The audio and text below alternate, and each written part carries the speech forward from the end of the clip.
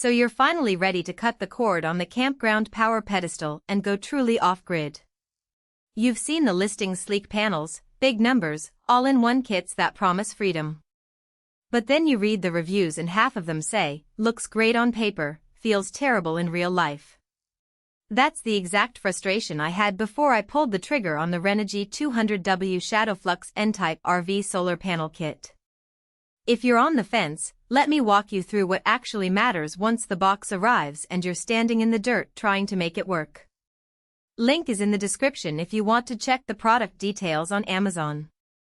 This kit is built for the RVer who wants to wake up to a full battery instead of a dead one after a cloudy day. The headline is 200W ShadowFlux N-Type, but the real value is the anti-shading tech. Most RV panels lose half their output when a tree branch or vent casts a shadow. Renogy's N-Type cells and bypass diodes keep the system humming even when part of the panel is blocked. In my setup, I parked under a live oak for lunch and still pulled 150W, something my old monocrystalline panels couldn't do. That's the difference between I'll charge my phone and I'll run the fridge all afternoon. The 300Ah LiFePO4 battery is the second half of the equation.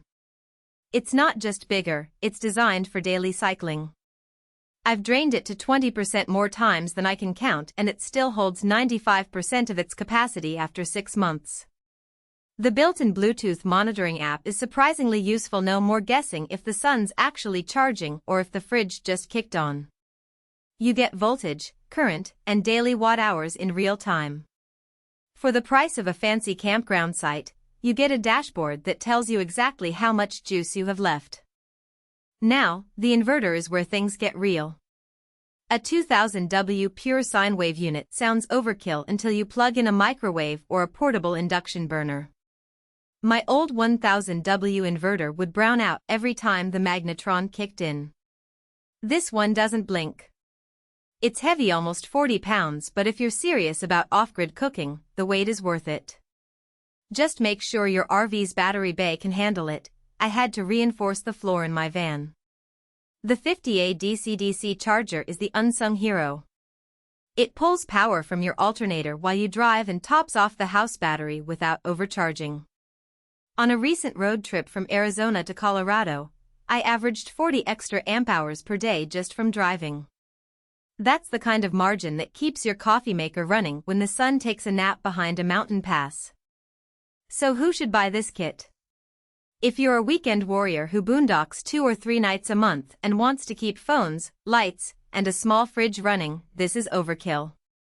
Save the cash and grab a 100W panel with a 100Ah battery instead.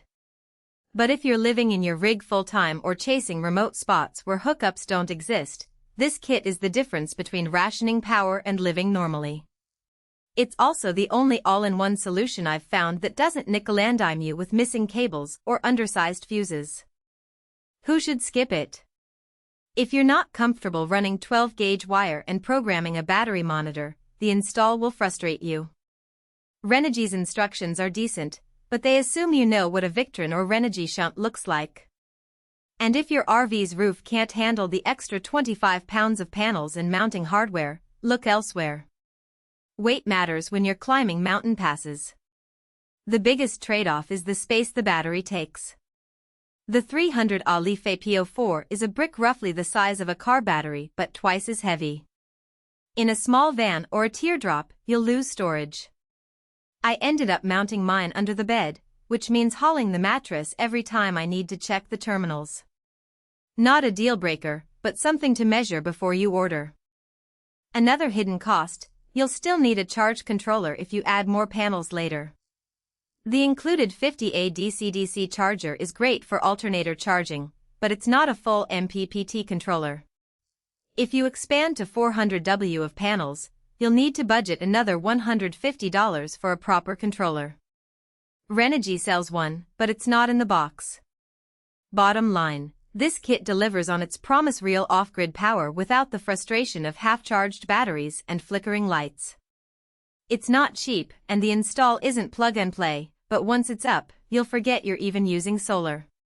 If you're serious about freedom, this is the kit that earns its keep.